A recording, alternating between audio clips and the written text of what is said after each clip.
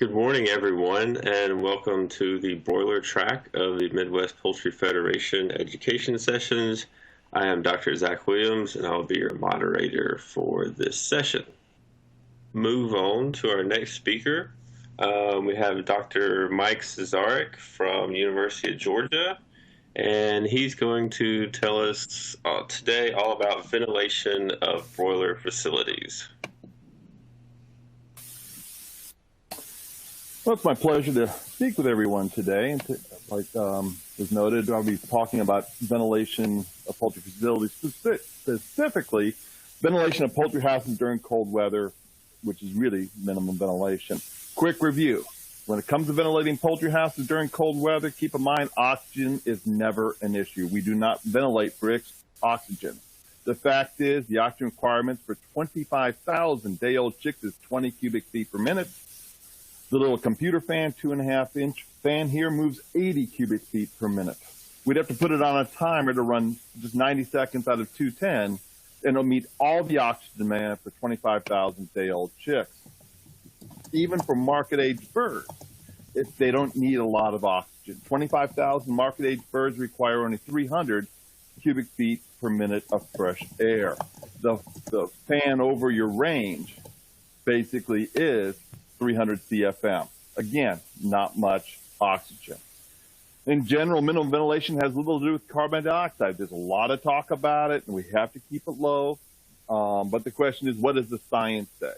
We have guidelines that say it has to be below 3,000. Not a problem with that unless you have to pay for it. The fact is, research indicates it has to be far higher to affect bird performance and welfare.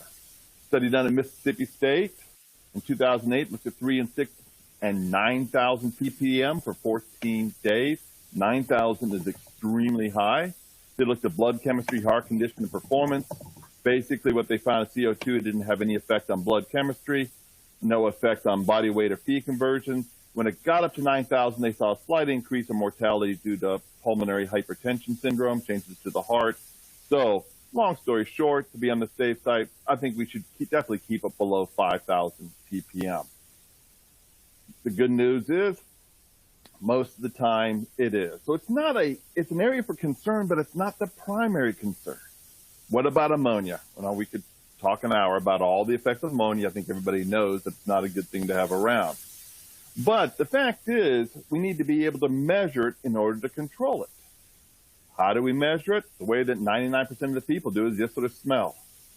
But the problem is people have different sensitivities to ammonia. The longer you work in a poultry house, the less sensitive you become, and the less you can actually sense whether the ammonia is high or low. And the fact is, how does a grower know what is high or low without a reference? I go in there and say it's high, they say it's low. No, we need a reference to be able to sort of calibrate a grower's nose to what is high and what is low. Because again, is it 50 ppm or 30 ppm that you think is a little strong? Some of the more practical uses or ways of measuring ammonia are your single-use measuring devices, the litmus paper. They're inexpensive, that's why they're popular, but they're terrible resolution. They basically tell you whether you have no ammonia or some ammonia. Saying whether it's 30 versus 20, 20 versus 40 becomes really dicey. Probably the best way to measure ammonia are the draw tubes. They've been proven relatively accurate, like plus or minus 3 ppm. It's an art in reading them. But the big problem is they're expensive, $4 to $10 per tube, depending upon where you get it. So if you only use it once, that's $4, $5, $10 per measurement. Now, if you use it twice, okay, or 3 times, maybe $2 a measurement. That's still pricey when you're trying to check multiple farms and multiple times during the day. What about electronic ammonia meters? Now, there's a lot of them out there. You just do a Google search, you can find dozens.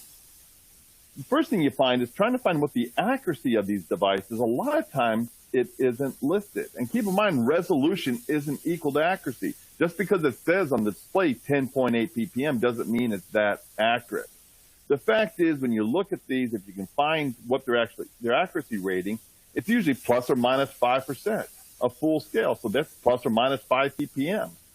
And that's what their stated accuracy is. But the problem is, it's an electrochemical sensor. They tend to read lower as the sensor ages.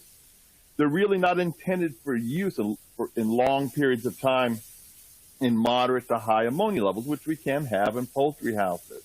They're good if there's no ammonia, keep it fresh, never use it, and then once in a while use it. They can actually do it, but again, questionable accuracy. Again, in high ammonia environments, they tend to become saturated with ammonia, giving you a false reading. They never really read high. They always tend to read low, and that's what's dangerous about them. And they say, well, the sensor lasts a year or two. That's usually if it's not really exposed to much ammonia. The more ammonia you expose it to it, the shorter it lives. Probably the most problematic weakness is measurements can only be manual, and they're instantaneous measurements in a sense. It's just what's happening at that time.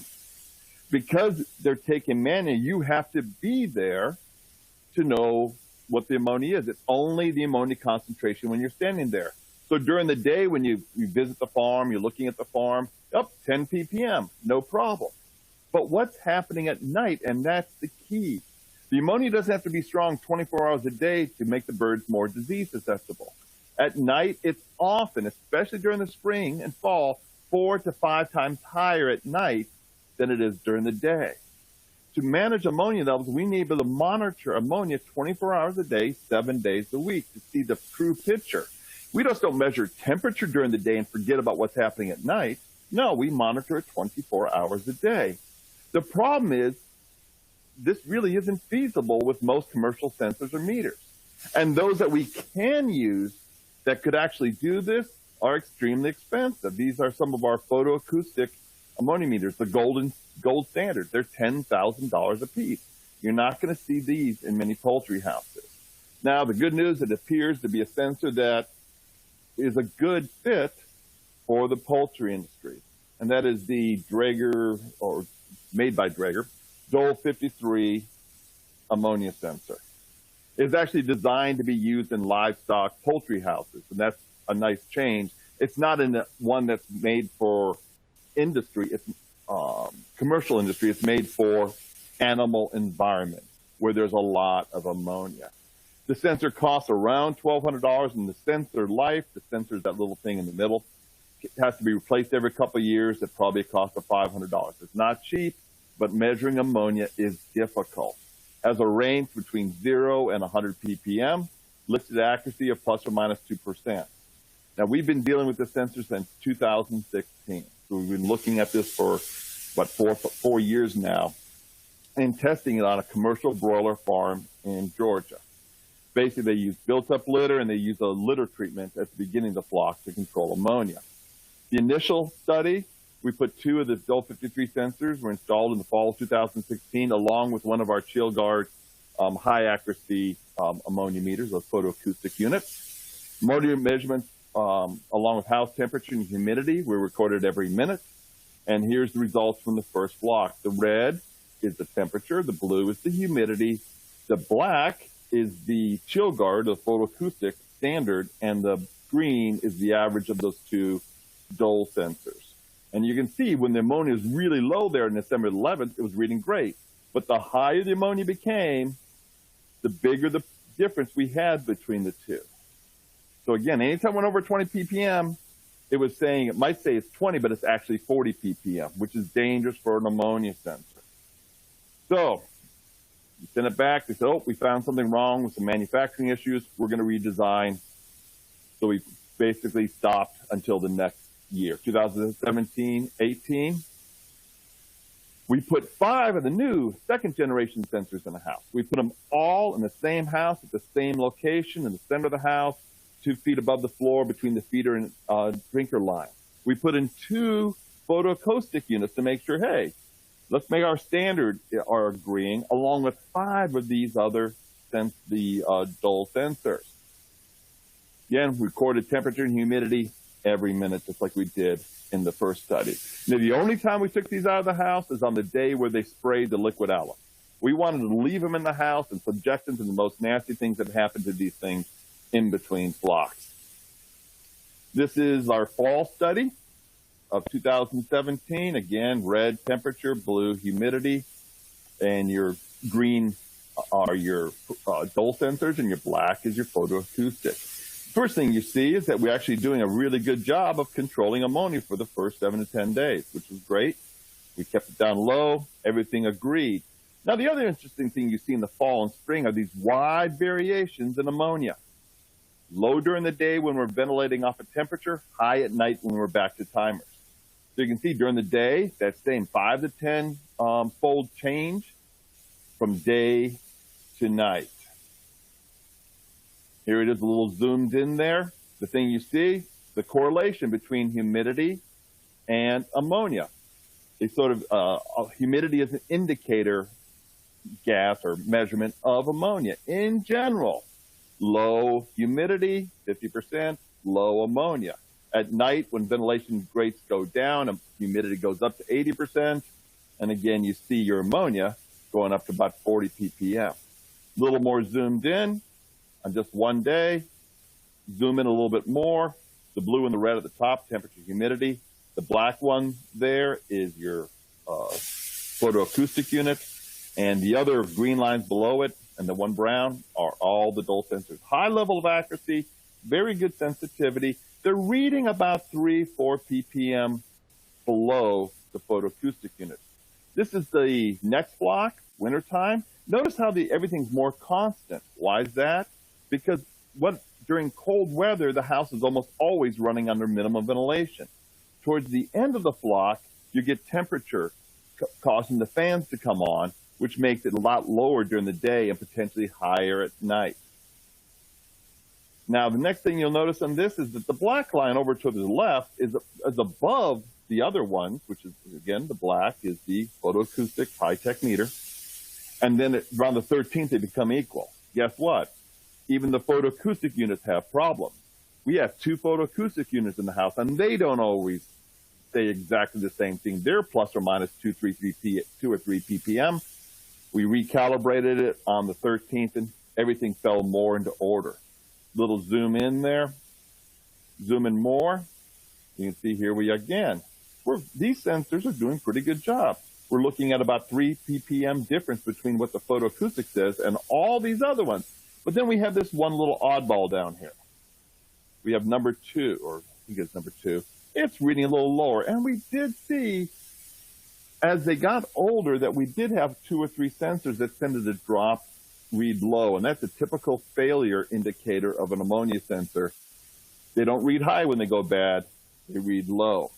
So what do we find during that winter? That the dole sensors read within 3 to 5 ppm of our photoacoustic units. They tended to read lower than that unit. There was general high agreement between the dole sensor. Having 5 sensors that all read pretty much between plus or minus 2 ppm is impressive. Now, we did, over the course of the 18-month long study, we did find 3 sensors that started reading 5 ppm lower than the others, and we replaced them. The manufacturer said, okay, let's take a look at this. They looked at it again, and they came up with a 3rd generation. So in the fall, 2018, 4 of the 3rd generation sensors were installed in the test house, and this is what I believe they're selling now. The existing sensors that were working, we moved them to other houses on the farm to see how long they would last. And some quick data. You can see these 4 sensors, how similarly they read. They're always within a couple ppm of one another. This is in between flocks. This is showing you the range of the sensor. We're sitting there going between 5 ppm and 85 ppm in between flocks, and the things were in pretty good arrangement. We checked them a couple times, but keep in mind, this last graph, all this was 18 months after they were installed. So all of these graphs here, that's 18 months, almost 2 years after they were installed. We test them at 18 months. You're looking at the calibration gas, 50 ppm plus or minus 2, 54, 53, 54, 55, high agreement. We checked it again at a low ppm, 10 ppm. You see 8, 8.5, 9. So even after almost 2 years of use, they were reading within a few ppm. And that's something to keep in mind with ammonia meters. Any meter, you can say there's a 1 ppm difference. With ammonia meters, if you get it within 3 or 4 ppm, you win, because that's about as accurate as you're going to get it. So what we find, the variation between sensors was plus or minus 1 ppm, variation from the chill guard plus or minus 3 ppm, really insignificant. We did find that these sensors roughly had a life of about 2 years in how we were using them. With any type of sensor, it needs to be checked every so often to make sure it's reading right. If it's reading wrong, it's giving you bad information, you're going to make bad decisions. Measurements should be checked against a reference gas, probably once every 6 months if you're going to use these types of meters. So again, not perfect, but it is nice to be able to have a tool now that you can hook up to a controller to be able to monitor ammonia concentration. So next logical question, hey, should every house be equipped with an ammonia sensor? The answer is ideally, yeah. I would love to have an ammonia sensor in every house, but we have to be realistic. In my opinion, a more cost-effective solution would be the installation of an ammonia sensor in a single house on a farm. Right now, every house doesn't need ammonia meters, but it could be very helpful to have one house with an ammonia meter. First of all, for the most part, ammonia concentrations tend to be similar between houses on a farm. If it's high in one house, chances are it's pretty high in the rest of the house. If it's low in one house, chances are it's low in the rest of the houses. But more importantly, the most important function of an ammonia sensor, in my opinion, is as an educational tool, such as to calibrate a producer's nose. I know I use ammonia meters so much that I can just walk in the house and pretty much tell you, because I've done a meter reading versus my nose reading so many times that I've since calibrated my nose. We need to teach the producer the difference between how does the different levels of ammonia feel. What is high ammonia? Calibrate his nose. When I smell that, yeah, remember that's 60 ppm. And what a low level of ammonia is. Again, how would you know what 85 degrees is if you never had a thermometer? You need to have that instrument to help you feel and understand what different humidities are, temperatures are, and ammonia concentrations are. The second really important tool is for teach growers or for them to learn what ammonia levels are when they're not there. Growers most of the time don't intentionally have high ammonia. It's just they don't know. They don't have their nose calibrated, or they're not there 24 hours a day, especially in the spring and the fall when we have these big swings in ammonia. Yeah, most of the time during the day it's great, but at night, 2 a.m., it could be high, and that's having the sensor would at least make them aware of what is happening in the house. So now that we have a tool to measure ammonia, how do you use it to control ammonia? We could say, well, we could, if we had all this money, we could simply operate our minimum ventilation fans based off ammonia concentration, and I'm not for that. I would not use an ammonia sensor to control my fans. It provides information for the grower to make a decision about how to ventilate their houses. But more importantly, because once you wait till you have ammonia to try to get rid of it, it's too late. You need to prevent ammonia from being a problem in the first place. Ventilation does not eliminate ammonia, it just temporarily decreases it. Fans come on, ammonia goes down. Fans go off, ammonia comes right back up.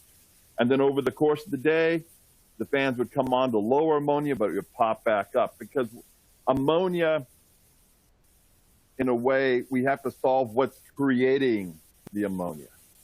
And what is that? Manure. Well, good luck getting rid of the manure. Heat. Well, we have to keep our houses warm. But more importantly, the key to controlling the generation of ammonia, of course, is moisture. Moisture is required to build ammonia. Take the moisture away, ammonia doesn't get built. It's quite that simple. Ammonia generation is highest around the drinkers. Here's a picture of the litter after the birds went out. This is a thermal image of the same thing. You can see all that red. That red is heat. That is the biological breakdown of manure into ammonia, essentially. And that's what we need to concentrate on, is keeping that moisture out of the litter, especially around drinkers. Most of the ammonia is being generated there. Work done at Mississippi State again, looked at ammonia concentrations, pH, and all these other things of the litter from wall to wall. So again, ammonia generation rate, litter pH. What do they find? Litter near the feeders was 20%. That's always being worked up. Near the sidewall, 26%. Near the drinker, 45%. These are the different ammonia generation rates. What the numbers are not really important, but you just look at the fact that the ammonia near the drinkers is, the ammonia generation rate near the drinkers is 4 times as high as it near the feeders or the sidewall. Higher litter moisture, higher ammonia generation. What they found is that they could reduce the ammonia concentration rate, generation rate near the water lines to that near the feed lines or the sidewall. You keep the litter drier and keep the litter drier, your ammonia levels can be reduced 40 to 80%.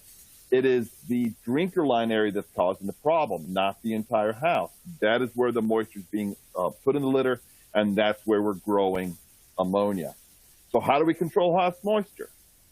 First and foremost, minimum ventilation rate should be based on what we're trying to control. Again, not oxygen, not CO2, not even ammonia. What we're trying to do is controlling our ventilation rates based off the amount of moisture the birds are adding to the house. The more water they add, the more we need to ventilate. We are trying to remove the moisture they're adding to that house each day. They put in 500 gallons, we remove 500 gallons. We keep a steady state moisture level. Now, we all know where the litter moisture water is coming from. It's from the birds. First, the birds are drinking water. On average, they're drinking 1 quart of water for every pound of feed throughout the flock, give or take. But I found this interesting fact. You learn something every day. I should have known this, but again, we're all learning that the bird actually creates water when it digests feed. In fact, for every pound of feed the birds eat, roughly 0.45 pounds or 7 ounces of water will be created from breaking down the feed, basically pulling hydrogen and oxygen molecules out of the feed molecules, I guess, and that creates water. So they're drinking 1,000 gallons, but in fact, what they're doing is drinking 1,000 and creating within their bodies 20 to 25% more. So there's a tremendous amount of water that the birds are drinking and generating that we have to get rid of. So again, so birds in a house that are drinking 1,000 gallons of water a day may actually be taking in 1,200 gallons of water when you take into account the water being generated by the chemical breakdown of feed they're eating. Now, let's think about that for a minute. Okay, they're drinking all this water, they're generating all this water. The other thing to keep in mind is the bird retains about 20 to 25% of the total amount of water it takes in from the drinkers. And they're forming, tissues, blood, organs, and all that stuff. So, trying to make a long story short, for every gallon of water the birds are taking in from the drinker, roughly 1 gallon of water is going into the air and the litter. Tricky thing. Yes, they're adding additional 20 to 25% of that by the digestion of feed, but they're retaining 20 to 25% of all this in the form of tissue. So quick and dirty, when you look at that water meter and it says they drank 1,000 gallons, we need to figure roughly 1,000 gallons went into the litter and the air in that house, and we're responsible for removing that on a daily basis. So again, the best indicator of how much water you need to get rid of each day is a water meter. If the water meter indicates the bird drank 500 gallons, we need to ventilate enough to get rid of roughly 500 gallons of water. Twice the water consumption, twice the ventilation. It is quite that simple. I don't care how many birds are in the house. I don't care how old they are. That water meter is going to tell me what I need to know to control moisture level. If I get rid of less than that 500 gallons, house moisture levels will increase. Humidity will go up. Litter moisture will go up. If I am able to ventilate more and get rid of more than 500 gallons, house moisture levels will fall. So how do we calculate how much we need to ventilate to remove the water the birds are adding to the house each day? Simple relationship. Here's a good old rule of thumb, which means it's probably right about 75% of the time. Under typical wintertime conditions, we need to exchange roughly 10,000 cubic feet of air to remove 1 gallon of water from the house. So if the water meter indicates 500 gallons of water flowed into a house on a given day, we would need to exchange basically 5 million cubic feet of air over the course of the day. 500 gallons times 10,000 cubic feet per gallon, 5 million. A lot of air, but at least if we put it in terms of cubic feet per minute, it doesn't sound quite as scary. That's 3,472 CFM every minute. Over the course of the day, we'll get rid of that 500 gallons of water the birds added. What if conditions aren't typical? Conditions in Georgia are different than they are in Minnesota, different than they are in California, different than they are in Texas. How do we calculate, as a result, our minimum ventilation rates will vary with outside conditions. One of the things we just put up on the App Store and the Google Play Store is a new version of our minimum ventilation calculator, under the name Poultry411. There's some features in it, but one of the primary features right now is our minimum ventilation calculator. In this minimum ventilation calculator, you put in your outside conditions, inside conditions, the amount of water removed on a daily basis, and what fans you're going to use for minimum ventilation. You give it that information, it will calculate what you need to do. So let's look at a quick example. 30 degrees, 50% humidity, outside, inside temperatures, 85 degrees and 60%. We want to remove 500 gallons of water each day, because that's what the water meter said, with two 10,000 CFM fans. We put in our outside conditions. What's really cool is it tells you how much moisture is in the air in terms of ounces per 1,000 cubic feet. Then you put in, again, there's your outside conditions. You have your moisture. You put in your inside conditions, and you can see right there, there's 18 ounces. So it's good to know what is actually happening. Outside, there's 2 ounces of water for every 1,000 cubic feet. Inside, under those conditions, there's 18 ounces of water per 1,000 cubic feet. There's 9 times the amount of water in every 1,000 cubic feet inside than outside. So for every 1,000 cubic feet of air we exchange, we're going to get rid of 16 ounces of water. Again, now we put in how much water we need to get rid of. Put in the CFM, that's maybe 2 36-inch fans. Again, moving 10,000 CFM. Hit calculate, and what do we come up with? 2796. Our rule of thumb was 3,500.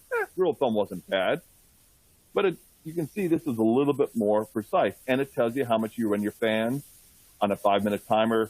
The version we just updated will tell you just percent runtime.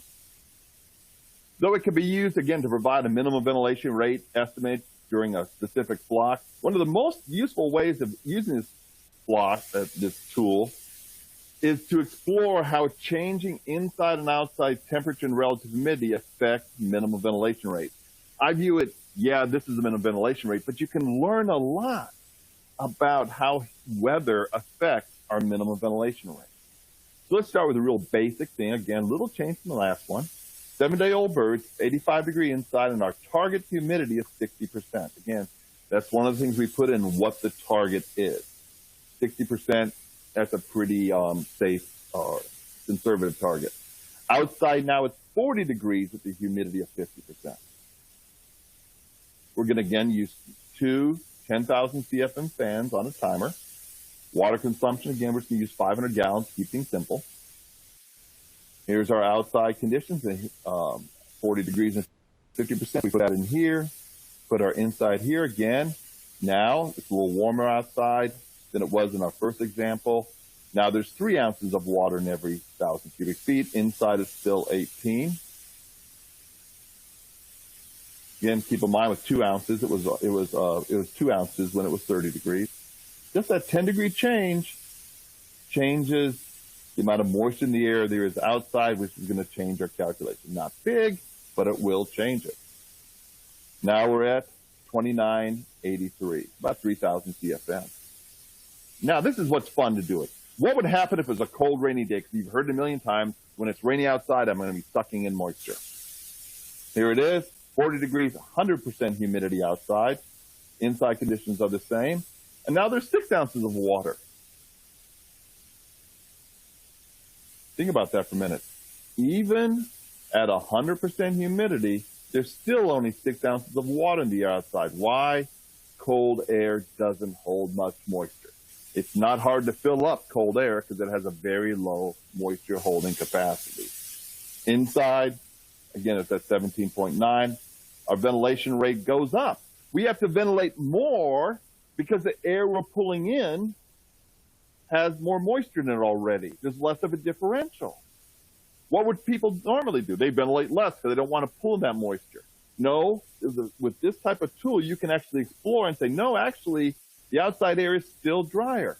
Yes, we'll dry out the house under these conditions, but we have to increase our ventilation rate 25%. What would it change if it's warmer?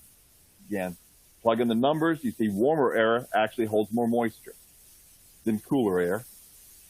Again, we can go through all these examples. The point is, you'd have to increase your ventilation rate about 28%. So the warmer it gets, the more you have to minimum ventilate because the air outside tends to be holding more moisture. There's less of a difference between inside and outside. Again, what about 60 degrees and 100% humidity? 12.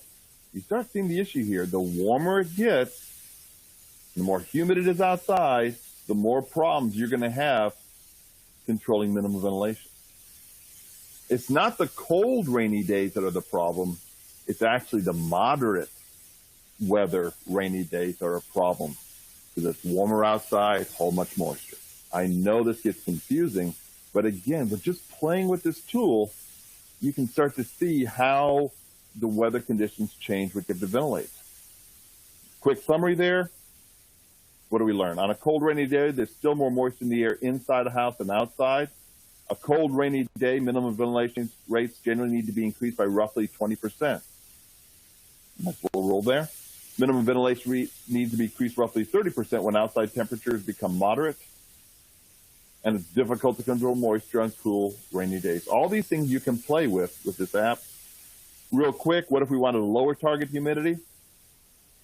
Hey, well, let's just lower the humidity. It'll make our house even drier. You put it in there. Again, this is our base conditions. Now, let's drop our humidity to 50% inside. Now, there's less moisture in the air inside, so every time we exchange it, we're getting rid of a little less moisture. We have to increase our ventilation rates 25%. Again, I could talk hours about this aspect. But the lower we put our target humidity, the more we have to ventilate. At 25, you drop the humidity 10%, you're going to increase your ventilation rates 25%. Let's drop the humidity to 40% in the house. Less moisture in the air inside. Ventilation rates have to go up about 70%. How do you save gas? Raise your humidity. Target humidity of 70%, you lower your heating costs 18%. That's why we have wet litter. It's quite simple. We have wet litter because everybody's learned how do we minimize heating costs? Keep on raising the target humidity. So again, a quick summary. Since ventilation is responsible for 80% of a house's heating costs, you decrease your humidity 10%, you're going to have 20% heater costs. Decrease your humidity 20%, 60% heating costs. Again, these are just rules of thumb now based on the data we just played with. And if we increase our house humidity 10%, we're going to lower our heating costs 20%. Again, a lot of information, but it's a tool enabled to explore it. But thing to keep in mind is that this minimum ventilation calculator provides a very rough estimate. It too is better than the rule of thumb, but it too has a lot of problems. How much air we actually need to ventilate to get rid of the water the birds are adding will vary with house tightness. If all the air is coming through the cracks and it's not heating up, I've got to ventilate more. If there's a lot of stratification, if all the hot air is sitting up next to the ceiling and the cold air is sitting at the floor, it's going to take more because I'm not heating up the fresh air and moving that warm air down to the floor. Inlet performance. If the inlets aren't directing the air across the ceiling, we're not getting good heating of that air as it moves across the ceiling and good drying of that air as it moves across the ceiling, we have to ventilate more. Temperature and humidity change over the course of the day. So the minimum ventilation rate during the day is technically different than it is at night. Personally, I just put in my nighttime conditions for my outside conditions and stick with that. You're safer that way. Levels of air movement, more air movement, you can ventilate less. There's a lot of factors that go into it, water meter accuracy, etc. The fact is, long story, really long, the best way to determine how to control house moisture levels or the minimum ventilation rate is to use a minimum ventilation calculator as a rough start. It's better than the old rules of thumb. But just rely on house humidity to determine if it's correct. We have to say, this is about what we're going to do, and now let's check it with humidity. The target humidity, again, is typically between 40 and 60%. You pick it. If it's below 40%, you're probably ventilating too much. You're not going to hurt the birds, but you're going to probably hurt your pocketbook when it comes to heating the house. It's above 60%, you're probably ventilating too little. You're going to have a buildup of moisture. Now, 1 day of 60% is not going to hurt you. 2 days of, 70% is not going to kill you. But the longer you stay above that 40 to 60% range, the more likely you're going to have a buildup of moisture in the litter. And once the house gets wet, good luck. This is a good example, it's a good example of how not to do it. You can see they had a minimum ventilation rate setting of whatever it was. This is the first 10 days of the flock. You see your humidity builds up every day. If your humidity builds up every day, it doesn't matter what the calculator says. The fact is, the house is telling you you're not ventilating enough. There's being more moisture being added to the house than being removed.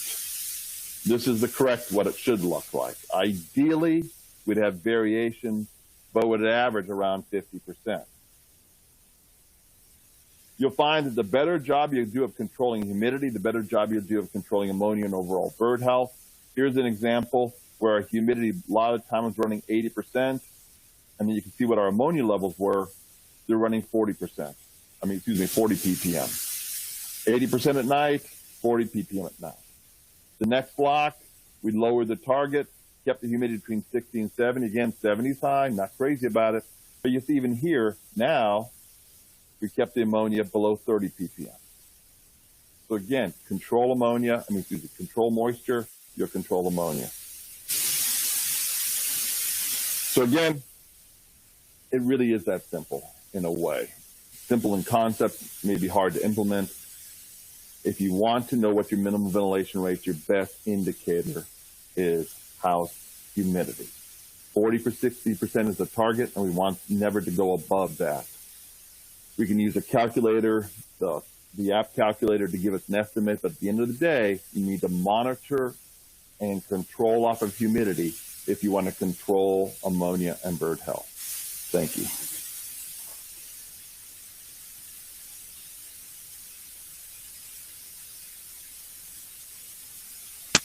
All right. Thanks, Mike.